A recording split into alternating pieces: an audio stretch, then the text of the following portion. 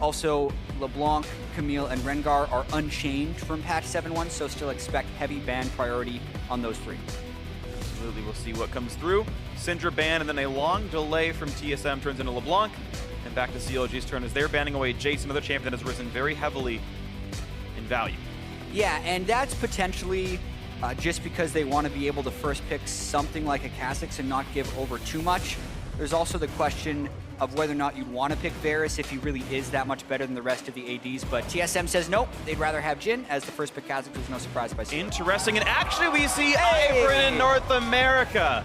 It has been a long time we've seen this champion elsewhere, NA basically not playing it at all, and Svenskeren says, yeah, really valuable here. Yeah, it's about time. He's the second most picked jungler right now in Europe this week, so definitely increasing in popularity. I feel like he's been good since week 1, but he's particularly stronger this week due to some of the small changes they made in the jungle, like later spawn times, and the jungle hits a little harder, and that doesn't affect Ivern at all. Right, so compared to every other jungler in the game, he is much, much less affected and does raise his stock a little bit. Maokai picked up as the top laner for Darshan, and Counterlogic Gaming now almost round out their first phase of picks.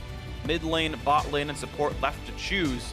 The question is, do they grab a Varus now or risk getting a couple marksmen banned away from them in the second ban phase? Yeah, it really depends on how much they want to opt into the standard style of the ADs that build a bunch of longswords and basically play like a mage with physical damage. It is the common trend because they don't want to get overscaled, but whoa! They go with something completely different. This is very atypical. No one... Yeah, it is.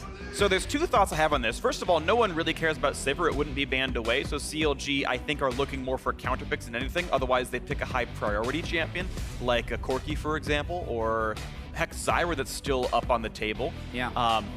But then second to that, you've got the fact that I wonder if we're going to see a different build on Sivir. The big criticism of Sivir as a champion was it takes so long to reach 3 crit items and actually be very powerful in the late game.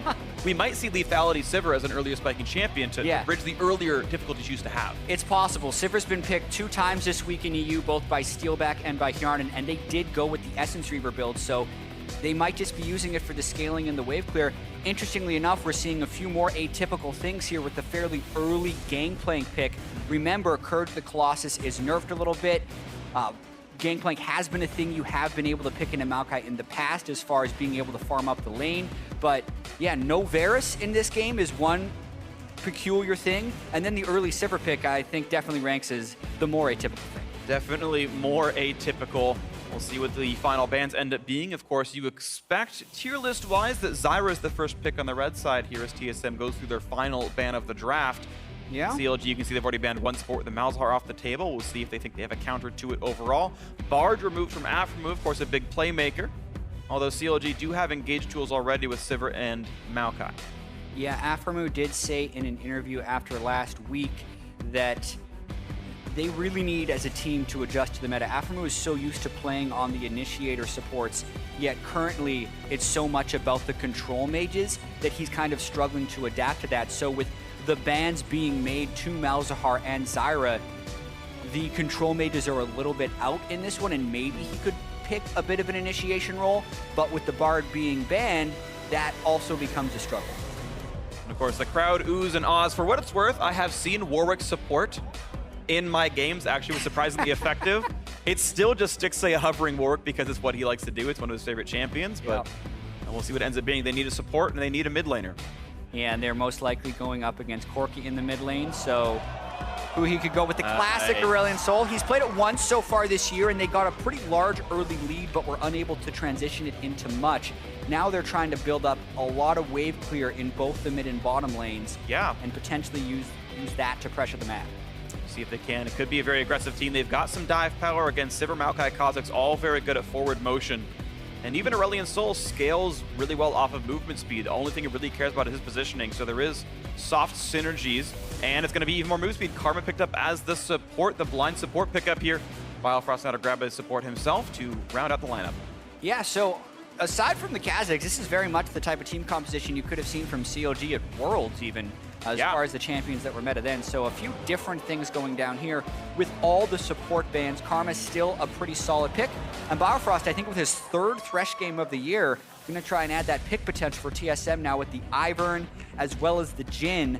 A lot of skill shots that could potentially land a lot of people down. Very interesting. So the Sol, I guess it's 2 half tanks. It's Svenskeren and Biofrost who are going to be holding up the front lines here for TSM, neither of which can build outright tanky that easily. Yeah. But with 2 of them together should be enough. Not an incredibly strong front line, but still a lot of damage built in for TSM. And then if you look at CLG, this is their attempt to be a little bit different as far as the meta picks. You would expect something like a Varus and a Cassiopeia if you're going with a pure meta team comp. Right. Sivir and Aurelion Sol does speak more to Counterlogic Gaming's strengths of the past, hoping to pull a little bit from that success. And we do know that Huhi's Aurelion Sol is incredibly strong. This Sivir definitely throws us for a loop. Varus not even picked or banned in the entire champ select, so really not things we were expecting in a 7.2 when the champion's comparably stronger when his favorite items got buffed. But that's going to be the draft for this game. I'm sure Park was not expecting that, but it's what they came through with in this. As game 1, you can see the comps on your screen. Absolutely, and we're getting this underway. As you mentioned, CLG 1-3 heading into this matchup. TSM 3-1.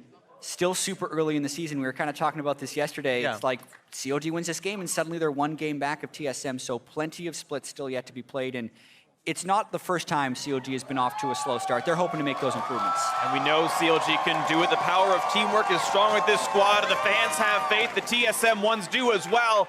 As we head into game 1 of this best of 3, TSM CLG, beginning of week 3. Here we go. All right.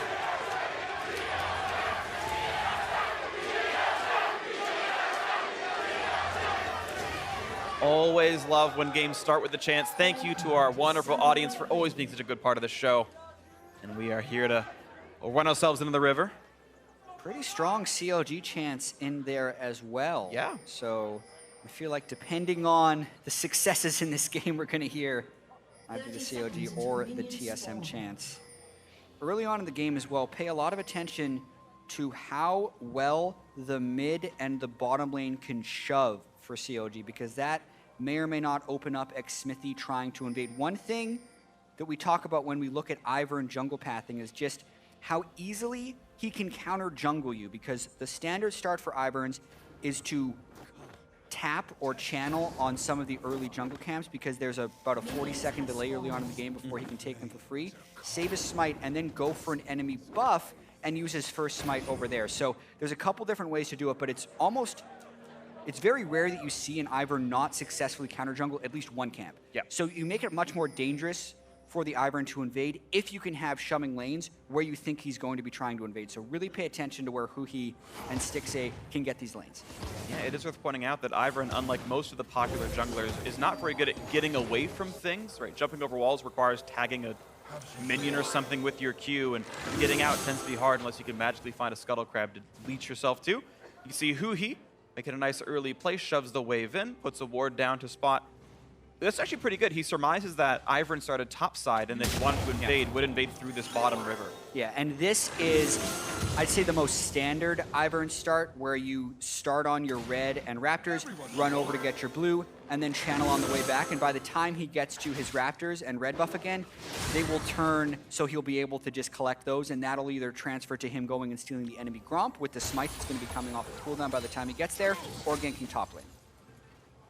Speaking of top lane, they're going to be battling back and forth. We expect Hauntzer to get an eventual lead. Has lost some HP in a trade, as you can see in the top right of your screen, but otherwise, Counterlogic Gaming in the blue side, getting the early pressure lead in the bot lane. Perfect CS in the first 2 waves for Stixxay. That's actually very good of him. Sivir has very low base attack speed, and you have to use the W reset or your Q to hit minions if they're getting low at the same time.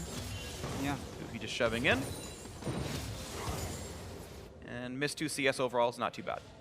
So Svenskeren has been doing the safest possible Ivern route from the looks of it. Still going to have a smite up, and he's going to end up running into Kha'Zix in the Gromp area right now. Push him out a little bit. I do want to point out something that I've seen almost every bot laner do, is they're all going longsword 3 potions now. That started basically in week 2 of the LCS, and it's gone to basically everyone. And for most of these champions, they just want to buy a Serrated Dirk early or even an Essence Reaver, and that just ends up smoothing out your build path. You're not dumping 450 gold into a Doran's Blade.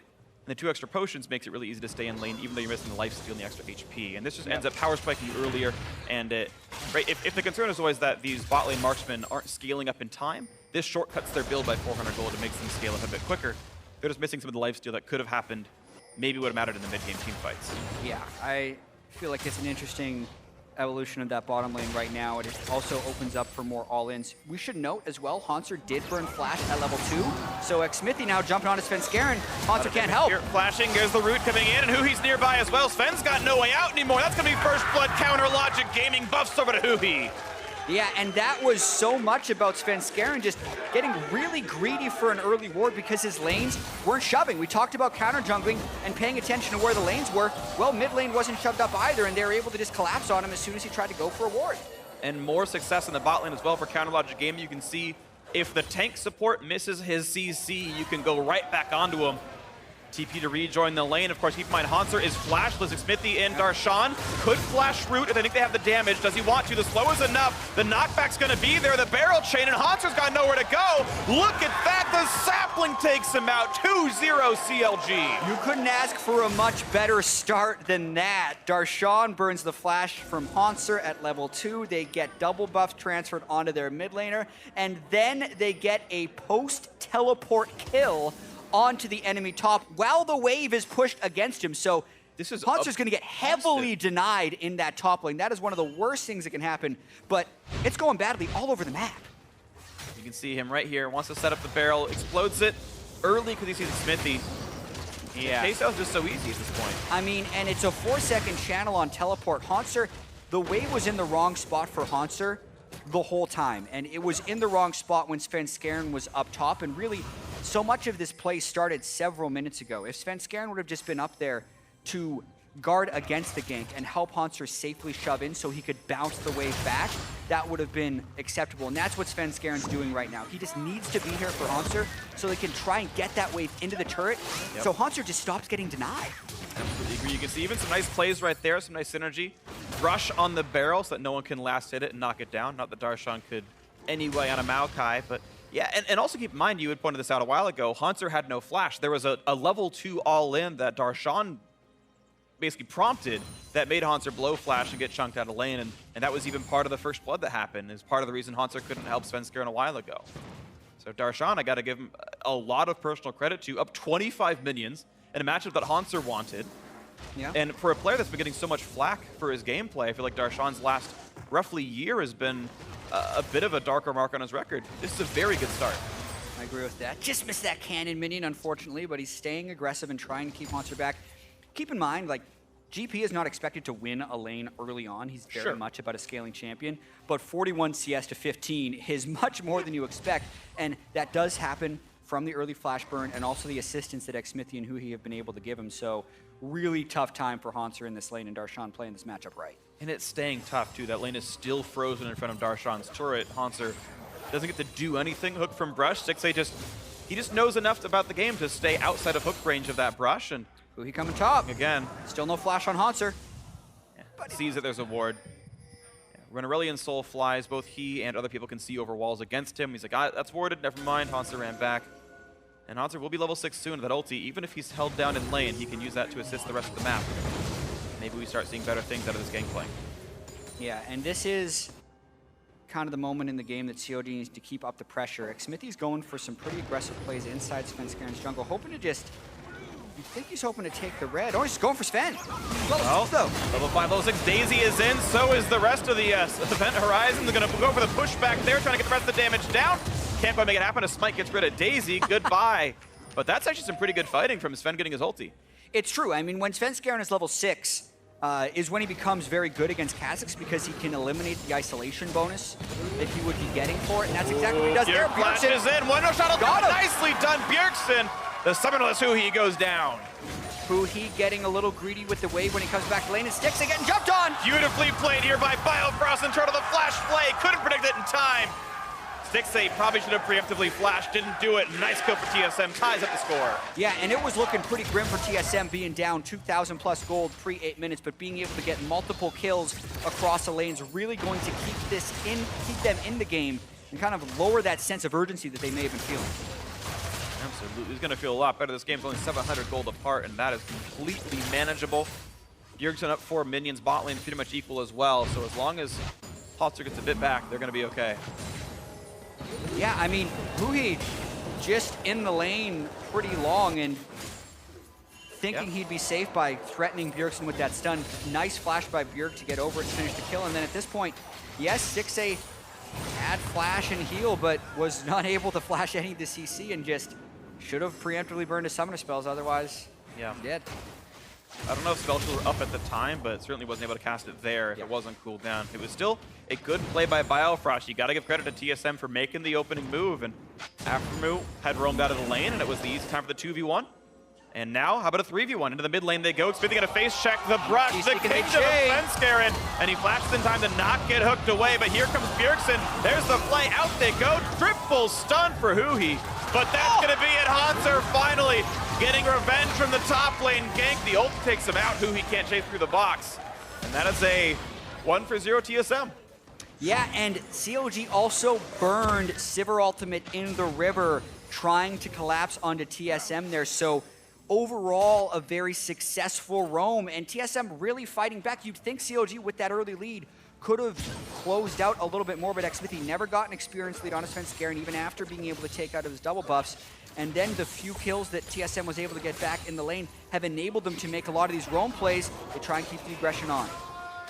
Yeah, TSM tying it up basically, and we'll see how much more aggressive they can get here. You got Svenskeren again into the enemy base, enemy jungle I should say, killing off this control ward on the tri-brush, and now TSM looking so much better than they did in the first 5 minutes of this game. And even Hauntzer, you can see that minion deficit has actually shrunk from before, both in flat value and percentage-wise. He can't quite stop the recall, and Bjergsen has enough control over mid that he's okay. Xmithie unlucky there. I think they would have liked to make the roam to bot lane or maybe go for the Drake. Yeah, I think that could have set up for a very quick Drake rush. Kha'Zix, one of the best Drake killers in the game, doing it on top of the board, but they're about 5 seconds delayed on this because of the failed plant. We'll see if that hurts them as Svenskeren and WildTurtle are closing in. Should be okay. Turtle slow dack. This could be a stun. Has to flash away. Barely gets it in time. Stun still lands, but that is a kill. And Xmithie should have leap to get over the wall. No panic there, and a 11-minute Ocean Drake. Very good for the laning phase. Yeah, I think overall some sloppy play from both teams there. There's CLG missing the blast cone over the wall, and then WildTurtle not really doing anything except burning his flash when he went to stop that and waiting for the rest of his team. Also want to point out Svenskeren's maxing Q on Ivern instead of the shield, which is something people did a lot on launch of Ivern until most people decided shield was better. The Q does have some good rank up incentives with the cooldown reduction, as well as increasing the loop duration, but the shield is normally just such a better combat summoner, so Svenskeren really just going for picks with that choice. And it is worth pointing out, some of Sven's contemporaries are still doing shield max, amazing. For example, on Fnatic's been playing Ivern today and was doing shield max still in his game. So different strokes for different folks, it seems right here. Nice job on Darshan knocking down the barrel. That could have been deadly. But CLG's dual lane right here behind it. Again, wins the barrel fight, but look out, here comes the play. Ulti in, wave clear in for the GP ulti, and Sven keeps him safe. Yeah, and Hauntzer going relatively aggressive with what's essentially a 3-man gank, but a pretty ineffective 3-man gank. If they just burn the GP ultimate, it'll be about what they can do from here. CLG is a big fan of the delayed lane swap, and they usually do that to try and get first turret. So they burn the GP ultimate and the flash. Now it's about whether or not they can rush down this turret before TSM can get it on the other side. It's going to be a bit close. We expect Karma to have more damage output than a Thresh. In fact, now you've got the Kha'Zix here as well. Huhi even adding his own pressure to make sure it's going to go all right. And CLG, I believe, should be faster on the play. Yep. Yeah, this turret going down rapidly. Huhi, just the insurance. He will miss a wave in mid because of this, but it still might have been the right play if it guarantees first turret gold. Yeah, they once again get the first turret, and now it's also about the extension of the play because they have a tempo lead right now. Notice they killed that turret about 8 seconds before TSM was able to kill theirs. So not only did they get the first turret gold, they also have the time to get the deep wards inside Svenskeren's jungle. And that's going to be a lot of vision that CLG can play with. This top side is theirs. I don't know if they're going to get to grab Rift Herald for themselves, but at least they can steal the red buff away, and that feels pretty good as Huhi goes back to mid to clear away, and Counterlogic Gaming only on this 100 gold lead, basically tied right here, as now we get to see which team can make the bigger plays as we head into the mid game. Yeah, a fair bit of variance in the first 13 minutes, so if you're just tuning in now, you're thinking it's going to be this really close game, but no, CLG was actually off to a spectacular start, getting double buffs off the jungler, then getting the kill top lane as well. So you think CLG had an opportunity to snowball the game, but were just unable to do so. Bjergsen picked up a kill in the mid lane, and since then, it's kind of now on CLG to try and make the plays. Flash root, Turtle doesn't have flash to get himself out, but the Lantern's gonna be there anyway. Daisy for just good insurance. Look at that. Looks so clean. Out they go. Yeah. Once again, they're trying to just rotate their AD and jungler and threaten a roam from the mid laner to get more turret pressure, but TSM just catching up to that one, and CLG's unable to push this one, having the package being picked up recently by Bjergsen. They have to respect the Corki roam bot lane. They do, and of course, keep in mind, bot lane outer turret is dead as well on CLG's side. They've got to respect that. Look at the poke, just Huhi never juking behind his minions. Bjergsen just has a clean line for missile barrage. That's going to make life a little bit more difficult. Huhi able to regen back up, and he's going to grab blue buff and then recall. But Bjergsen's still with priority. Gets to take away Raptors. That's like, I think 2 or 3 times in a row, this camp has been stolen away from CLG. Yeah, over 100 gold in this Raptor camp now, as well as a large amount of experience. So that definitely hurts Xmithie. It's hard for most junglers to keep up with Ivern in the first place as far as experience, just because how fast you can clear jungle camps. It's even harder when the enemy mid laner is taking your juiciest camp. Absolutely agree. For Xmithie, his gold is inflated by sharing some of that first turret gold, but is individually 600 gold above Svenskeren, but down a level. And you can kind of see, right, as far as jungle clear is concerned, it is going a bit better for that Ivern. Hauntzer and Darshan splitting off from the top side. Hauntzer sadly doesn't one-shot Cassie, but with a second barrel can do so. Once Trinity Force is done, that should change a bit. Otherwise, they're just pairing off, but TSM, you can see earning more gold overall. Some of that is Gangplank existing. He does print money, as pirates tend to do. The shopkeeper can't tell it's counterfeit. Yeah, there you go. Easy. What's interesting to me about this game as well is just how much map movement is going to come into play. These aren't necessarily your standard frontline with large amounts of poke team compositions we've been seeing in most of the LCS. There's a lot of skill shot reliance for TSM, and then a lot of just rotational ability by CLG with the Karma, Sivir, and Aurelion Sol, trying to match this mid lane roam by TSM. See how much more they can get through this mid game. You can see TSM putting the pressure on the mid lane. CLG had to play back against that. Huhi, for the most part, has lost pressure on this. Quick Scuttle Crab takes 60 minutes into the game, and Sven can't smite Steel without channeling first. And if you take damage, the channel stops, so he's not going to try for that. Easy enough pick up for Xmithie. Darshan does have his teleport up, but there's no wards with great flank position right now, as TSM is getting really aggressive on pushing this turret. TSM's got to be careful and mindful of their flanks, since the Maokai flank is quite threatening. When you add to the fact that CLG could follow up with the Sivir and the Karma, so they're kind of backing away from that, just in fear of the potential Maokai teleport. Absolutely things to be concerned about. Absolutely, there's a real tank, and it's a good engaged tank that does command respect. CLG now the team actually pushing the mid lanes in, and hoping they can make something happen. Hauntzer just waiting in the wings, and you can see the mid laners kind of trading back and forth, splitting the side waves, looking to create the piece of pressure. Hauntzer wants to go for this. Barrel's gonna be forward. The 3 chain gets dodged away by Huhi. Nice try, Hauntzer. Quite a nice juke by Huhi, just seeing the barrel being placed, putting it together quickly in his mind that it is going to be a chain from that tri-brush and sidestepping to avoid all the damage. Now he roams mid lane, and this could be a collapse. Not quite gonna get some of the Svenskeren, but they are getting pushed away from the turret. Lantern brings Bjergsen to safety, but half HP on Corki is a low health bar right here, but it does mean that CLG, just with that chunk, gets control over the bot river, and that's going to be double Ocean Drake, probably uncontested. TSM do not feel like they can fight this at all.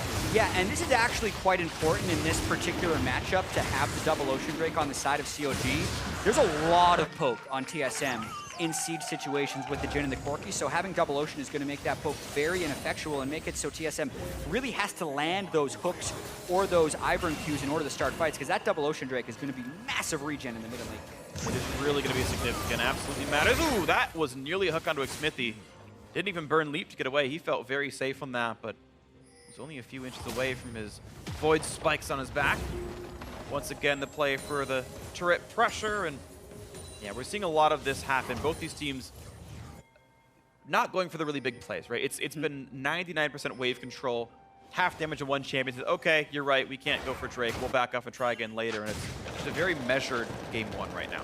Yeah, and depending on where you are on the map from a positional standpoint, like if you're a mid laner or a top laner versus an AD carry in Sivir, your power spike's actually hitting at a different time, which makes these team compositions a little bit peculiar. For instance, Darshan and Huhi kind of want to fight now. GLP for Aurelion Sol is a massive power spike, as well as Sunfire Cape and Ninja Tabi for Darshan. But we look at someone like Stixxay, and he doesn't turn on until he's got Essence Reaver, Infinity Edge, and a Zeal item completed. Yeah. Whereas you look at WildTurtle, and he's big now. Ghostblade Edge of Night is one of the best points in the game for a Jhin.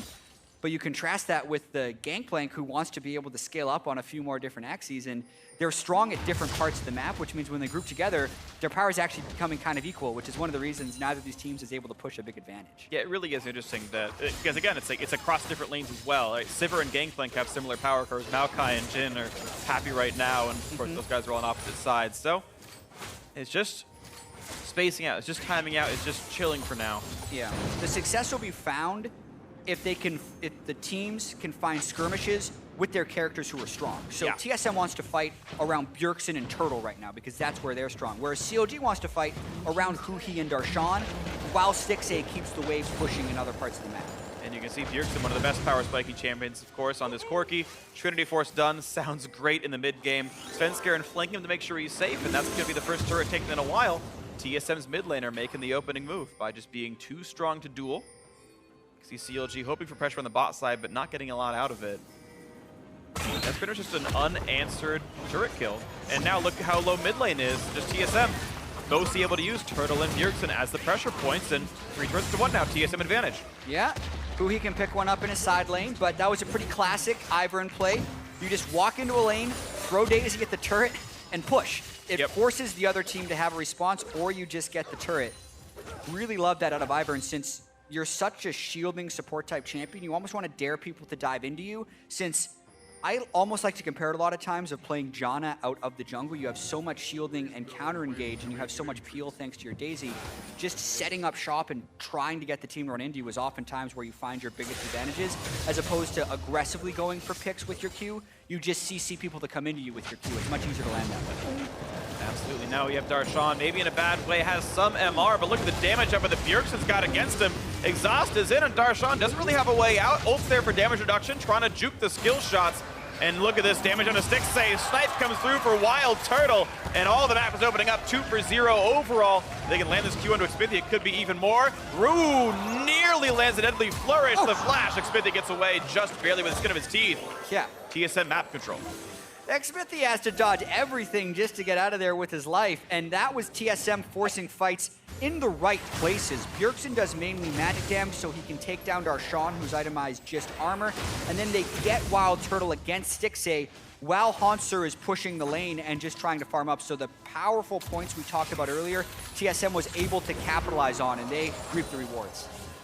See if they can get any more out of this one. Looks like it's just the minion wave control. You can look at the minimap and see that pretty much all that minimap is red. Top, mid, and bot all shoved in. If you watch this fight again. Oh, and you can see Svenskeren lands that max rank Q for the delayed route. Just has to land one shot because he was solo. And we got to see the Bjergsen solo kill earlier. Yeah, Huhi was, of course, alone in the bot lane. TSM knew they had a 4v3 in mid, basically, after the early solo kill by Bjergsen as well. Made it even easier. TSM are in the driver's seat, absolutely, and the couple early kills for CLG, even though they had the nice plays, Darshan doesn't get to open up the matchup any farther, such as the life when you're playing Maokai. TSM just got to use their stronger members to wedge the map open, it felt like. Yeah, exactly, and while they've been doing that, Hauntzer has been catching up completely in this game. He was down about 25 CS very early in the game, but now, thanks to the kill and all the split push, he's actually up in gold. GP has a little bit to do with that with the enhanced gold on Parlay, but the important thing is that while Hauntzer's been catching up, they haven't been punished in map pressure. Darshan unable to create plays with his lead, and now he's pretty much just splitting farm in a side lane with the GP, which is hard to call a big advantage, yeah. Absolutely. So TSM looking very solid to retain their advantage in this mid game. CLG Gaming haven't gotten a kill since minute 5, and the turrets they've gotten are ones that have been traded back by TSM within a few seconds. So the Ocean Drakes are nice. I do want to not completely discredit those advantages, but it's still been an uphill battle right now. CLG Gaming losing more and more of the map over time. We'll see what TSM's next aggressive move is. Triple Ocean Drake actually going to be the spawn, and TSM would find the resources, but right now CLG puts the play. Sivir is in, looking for the play. Root on a Biofrost, a juke away from Darshan, and the damage comes in the front line. And here comes curtain call. Huhi stuck in the front, has to flash away. Shot's gonna come through. Aphromoo forces in a flash, and he will juke that final shot away. Another root comes in, and this time Bjergsen overextends into Brush. That's a huge misplay. And Biofrost, once again, the target slowed down. Assassin, and one more shot will do it. Stixxay with the ricochet gets the kill. Credit 2-0 CLG. And the beginning of that fight was actually absorbed by TSM quite well until they decided to continue the chase in. And we got to see kind of the lack of tanks in the front line really punishing them right there as Bjergsen was taken down early. Great start of fight there by CLG. Now they're all back at full health, looking to dive more. Looking to dive more, Darshan putting his gold to work. The invincible Maokai onto the turret. It's 2, it's 3, it's the ace for Counter Logic Gaming. Such a decisive series of events for CLG. Utilizing their initiation ability with the Sivir and the Karma and the Maokai to go all in. The delayed ace leads right into a Baron attempt. And that's going to be a pretty clean Baron kill. Bjergsen has to make some kind of miracle steal, and he's not even going to try. He's walking bot lane. TSM accepting their defeat with grace. CLG, look at that. 3,000 gold with a Baron buff. And that's the type of team coordination you want to see out of CLG. To start this fight, TSM absorbed the locket by Svenskeren. Almost looked like it absorbed the Aurelion Sol ult, and you're thinking they've turned this around, and they can just stop right here and reset. The problem, though, is when Bjergsen face checks into a route from Darshan's Maokai. That turns the fight around very easily for CLG. They then just walk through to Biofrost, and here, you can see a bunch of people on CLG are about half health, but double Ocean Drake, they just sit back, they get a little bit of lifesteal off the wave, and now everyone's actually full health for the repeat dive, and TSM has not let their turrets die freely. Xmithie jumps in, it's a 3v5, they easily clean them up, and not only do they get the Baron, they also go and pick up their third Ocean Drake. Triple Ocean Drake, practically invincible to jungle monsters, and they'll recoup any Corki damage as soon as it happens right here. Counter Logic Gaming, I think, feeling pretty good. Mountain Drake gonna be the next one up, which means just to being invincible to Baron, they're going to kill it really fast in 6 minutes if they can grab that as well. CLG, what can they do with this lead now? They've managed to equalize the turret score, pushing for bottom. They push straight in, especially if they can pick Svenskeren. That's going to be a lot of damage here. The CC going to layer, but not enough to get him away. It's going to be the Lantern out. Yeah, but CLG wants to continue this push as much as possible. Hauntzer is not here. They have the Baron and 5 people. Expect CLG to try and pull the trigger here if they want to go for more. They found it, flash into root, onto the Corki, the Gatling gun, the Valkyrie's going to go down anyway. The trigger got pulled. CLG now into the base for as much as they can. Thresh to keep him safe, Redemption to heal him up. Hauntzer can only try to trade turrets best he can. They at least want the inhibitor out of this, and one thing about Ocean Drake pushes, especially when you have this many, is unless you're killing them, they're going to regen up to full health, so they're going to keep going. It's like the old Baron buff. It used to give you a ton of health and mana regen in like 2012, and CLG's got the same stats here. Goodbye to Daisy, and the siege is on for that bottom Nexus turret, but they are going to have to back off Darshan. How long will it take to get full health? Well, 5 seconds with the recall. Teleport's still up. They're going to go for Teleport straight back in. If they get more picks, they're just going to keep going. Damage on Biofrost. TP's in. They're all very, very low. 15 seconds, 10 now on Bjergsen. Looking to take down some Nexus turrets already. Counter Logic Gaming are decisive as you like it. Here we go. Nexus turret never-ending push. But Bjergsen has respawn. Sven running out of HP. Turret still a bit low, but it's hitting him back. 1 kill picked up. The second one into Hauntzer. CLG will not be stopped. They continue to push on in, and they're still going to knock down more and more of the base. The Nexus now left open. Hook on a Huhi. The flash play. They can't make it happen. Stixxay wins his duel with WildTurtle. And after the early game deficit and a comeback for TSM, Counter Logic Gaming closes it out at 27-30. Just like that. I love the decisiveness and the aggression from CLG, dynamically changing their play style to fit the moment. Triple Ocean Drake. If you ever want an example of how that can be effective, check out that game. Yeah. Because that was a never-ending push right at the end there. They forced the right team fights. TSM never had the backline access to be able to close kills because they're mainly a poke team. And since they were never able to close any kills, they could never stop that push because everyone just kept coming back, and it was just very, very well done by CLG down the stretch. The last 4 minutes of that game is just a clinic on shot calling on CLG's side. Oh, we got the opening pick, Bjergsen face checked. From that moment on, good play, good play, good play, good play, good play. Game ended in our favor. I mean, really immaculate stuff. Yeah, they were only up 6,000 gold by the end of it. So you could tell they took the small advantage they had and got as much as possible out of Yes. it, right? Like that last push, if you even just look at the gold in inventory at the end of that game, there's about 8,000 gold in the inventory of CLG because they never even went back to shop during that Baron push. Massively sized Baron power play, so to speak, at the end of that one. And it's going to be tough for TSM to kind of bounce back from that because it felt like they were in the game until it was over. Baron power play was like 4 turrets in the game itself, and the shot calling off because of Ocean Drake, this play was made. Like that was the reason the Drakes were changed in this way, was to allow you to say, ooh, we're in this state, we can play the game differently. Triple Inferno might look better in teamfights, but would not have allowed that kind of game-ending push. So, hey, props to CLG, props to Aphro and the rest of the crew for a wonderfully played endgame. But now for a deeper dive into that win, let's check in with our analysts. Thanks, Phreak, and I would like to welcome Aiden Zaire-Moon to the desk. He's going to be joining us. But let's dive into this game. TSM versus CLG. I mean, it did not look the way you expect it to look in a lot of different ways. Right. CLG is like Dr. Jekyll, Mr. Hyde, where sometimes it's like, this team is the best shot calling team in the league. They're like crushing it. And then there's just like, you guys are idiots. Like, I don't know what you're possibly thinking. And we got a lot of that this game, too, where it was back and forth. Like, oh, man, first 2 kills of the game, and then they didn't get another for the next 18 minutes. But the way that they started the game off was definitely on the right foot for CLG. And to me, it's not just the shot calling of CLG, it's actually their individual plays. They're able to make such incredibly good plays and then sometimes follow them up with seemingly very boneheaded plays. And it's kind of what you come to expect watching CLG over the years. They have very high highs, they have very low lows.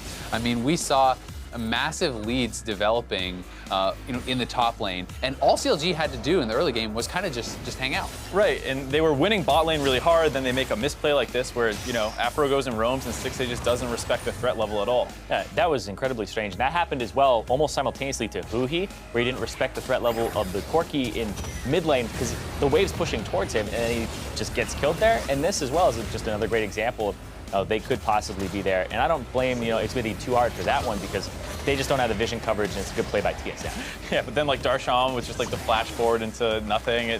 And overall, they're like just so, like even this play right here is such a hard force with a turret up. Like TSM is right back against the turret. They're a team comp that wants to kite with GP, Jhin, Corki. They love this situation. And this team fight was just a really bad call by CLG, but a slight overextension by TSM allows Darshan to get a really good root off in turn. Yeah, exactly. I mean, Bjergsen came way too far up there, and it's just kind of showing like how good they can look at times and how bad they can look at times.